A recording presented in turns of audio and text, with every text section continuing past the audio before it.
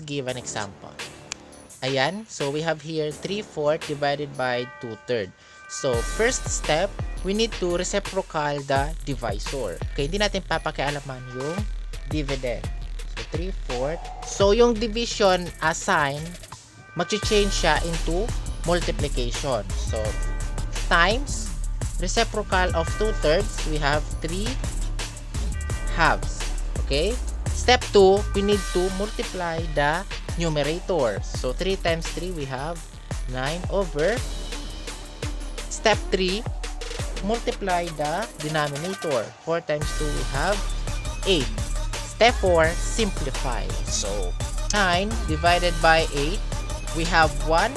1 times 8, 8 minus 9 minus 8, we have 1. Or 1 and 1/8. Right?